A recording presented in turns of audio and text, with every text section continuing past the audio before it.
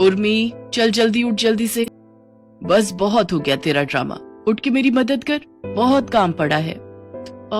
बस mummy, last 15 minute की movie बची है। अब आप चिंता मत करो, आज बर्तन और किचन मैं ही साफ करूंगी। नहीं, वो सब मैं करूंगी और तू आज खाना बनाएगी। क्या? खाना और मैं? मम्मी, क्यों सबको भूखा मारना चाहती हो? इससे अच्छा तो बाहर से मंगवा लेते हैं आज का लंच। बताओ क्या खाने का मन है, मैं अभी ऑनलाइन ऑर्डर कर देती हूँ। चुप कर, ससुराल जाके भी क्या ऑनलाइन ही खाना मंगवाएगी? अरे लड़की, अब भी वक्त है, कुछ सीख ले, वरना बहुत रोएगी ससुराल जाकर, बता रही हूँ। ओफो मम्मी, ऐसा कुछ भी नहीं होगा, अब जमाना बदल गया है। अब हर घर में खाना बनाने के लिए कुक होते हैं, घर की बहू नहीं। इसी तरह हर बार उर्मी यानी उर्मिला अपनी माँ की बात को टाल दिया करती थी। उर्मिला अपने माँ बाप की इकलौती बेटी थी।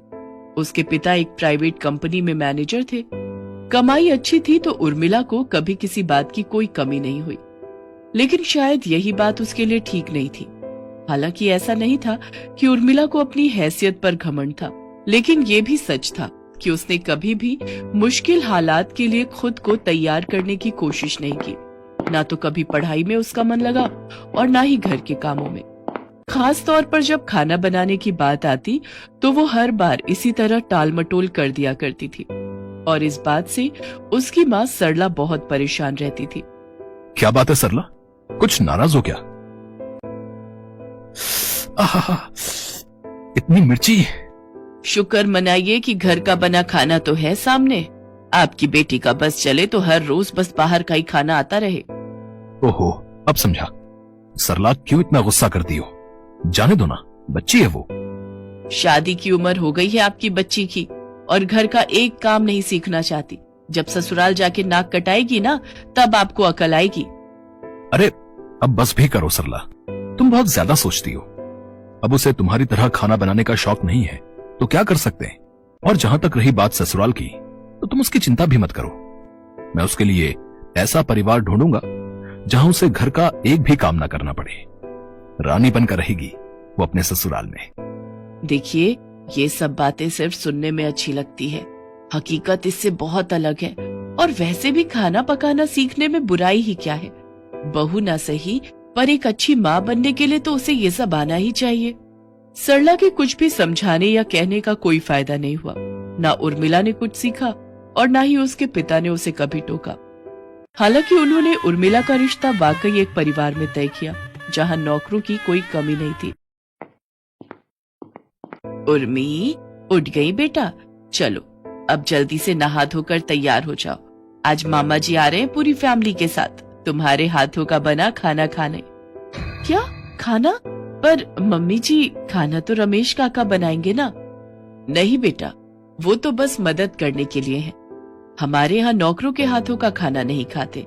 और वैसे भी मामा जी स्पेशली तुम्हारे हाथों का स्वाद चखने आ रहे हैं। उन्हें खाने का बहुत शौक है, तो जो भी बनाना अच्छे से बनाना, ठीक है?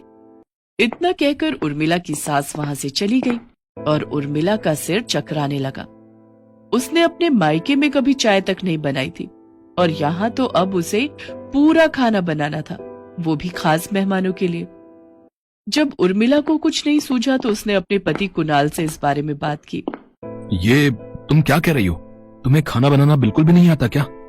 अब हाँ, पर आप इतना चौंक क्यों रहे हैं? मैंने तो ये बात शादी से पहले ही आपको बता दी थी। अरे पर तुमने तो कहा था कि तुम्हें खाना बनाने का शौक नहीं है। इसका मतलब ये कैसे हुआ कि तुम्हें खाना बनाना आता ही नहीं?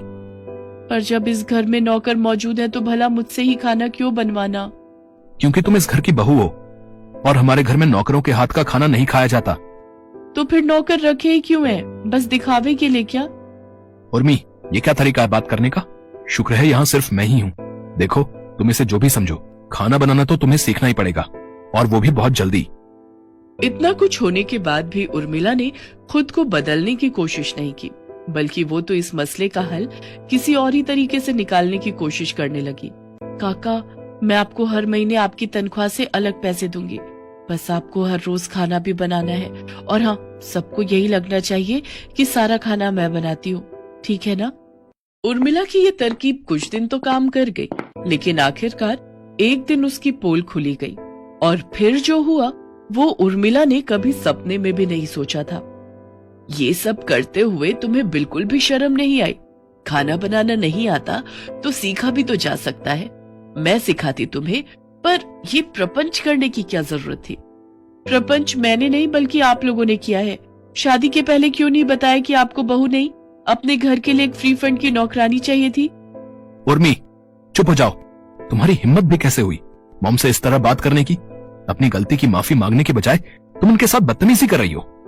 हाँ, गलती तो हुई है मुझसे कि बिना सब कुछ जांचे परखे शादी के लिए हाँ कह दिया। अच्छा, तुम्हें ऐसा लगता है तो फिर ठीक है, मैं तुम्हें तुम्हारी गलती सुधारने का पूरा मौका देता हूँ। तुम अभी के अभी अपने मायके वापस जा सकती हो। वो तो मैं जा ही रही हूँ और उसके लिए मुझे किसी की इजाजत की जरूरत नहीं है, समझे आप? उर्मिला गुस्से में अपना ससुराल छोड़कर मायके चली आई। उसकी माँ ने उसे बहुत समझाने की कोशिश की, लेकिन बात अब भी उसकी समझ में नहीं आ रही थी। उसे उम्मीद थी कि उसके पिता उसके लिए कुछ न कुछ जरूर करेंगे, लेकिन हालात अब पहले जैसे नहीं थे। उर्मी बेटा, तुम्हारी मम्मी सही बोल रही हैं। खाना बनाने जैसी छोटी बात के लिए रिश्ता तोड़ देना ठीक तो नहीं। बात आराम से संभल सकती है। तुम कुछ दिन यहीं रहो और अपनी माँ से सब कुछ अच्छे से सीख लो, फिर सब ठीक हो जाएगा। ये उर्मिला के लिए सबसे बड़ा झटका था। अब उसके पास और कोई रास्ता नहीं था सिवाय इसके कि वो अपनी जिद छोड़कर वाकई खाना बनाना सीखे और फिर अपने ससुराल वापस लौट जाए। आखिरकार मन मारकर उसने अपनी माँ से खाना बनाने की ट्रेनिंग लेनी शुरू कर दी।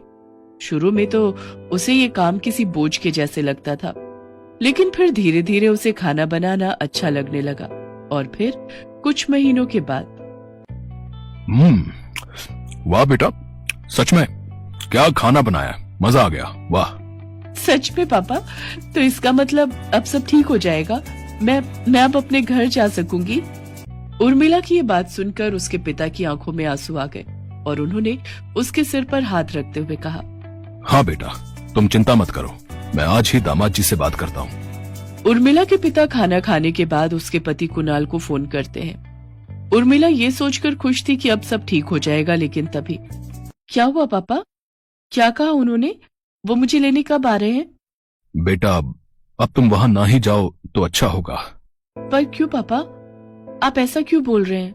बेटा, उन्हें बिजनेस में बहुत बड़ा लॉस हुआ है, उनकी हालत बहुत खराब है, उनका घर बिकने तक की नौबत आ गई है, तो अब तुम यहीं रहो तो बेहतर होगा। नहीं पापा, मैं एक बार अपनों को छोड़ने की गलती कर चुकी हूँ, लेकिन दोबारा नहीं करूंगी। इतना कहकर उर्मिला फौरन अपने ससुराल के लिए निकल गई और फिर उसने वो किया जिसकी उम्मीद किसी ने भी उससे नहीं की थी। अपने परिवार को सपोर्ट करने के लिए उसने अपना टिफिन बिजनेस शुरू किया। वो खुद ही सारा खाना बनाकर तैयार करती और उसके पति ने उस खाने से भरे टिफिन्स की सप्लाई का काम संभाला। उर्मिला का ये बिजनेस बहुत तेजी से बढ़ने लगा। उसके हाथों से तैयार टिफिन लोगों की पहली पसंद बनते गए और इसके साथ ही रिश्तों में आई दूरियां भी कम होती गईं। उर्मी, मुझे माफ कर दो। आज अगर तुम ना होती तो इतने मुश्किल दौर से हम कभी नहीं निकल पाते। मैंने बहुत गलत किया तुम्हारे साथ। तुम हमारे घर की लक्ष्मी हो और तुमने ये साबित कर दिखाया। मैं क्या हूँ और क्या कर सकती हूँ, ये बात मैं कभी नहीं समझ पाती। अगर हमारे बीच वो सब ना हुआ होता, इसलिए जो हुआ वो अच्छा ही हुआ जी, और अब आगे भी जो होगा वो अच्छा ही होगा। उर्मिला अब पूरी तरह से बदल चुकी थी। उसे अपनी गलतियों का एहसास था और अपनी काबिलियत का भी, जिसके दम पर अब वो सबकी चहेती और मशहूर टिफिन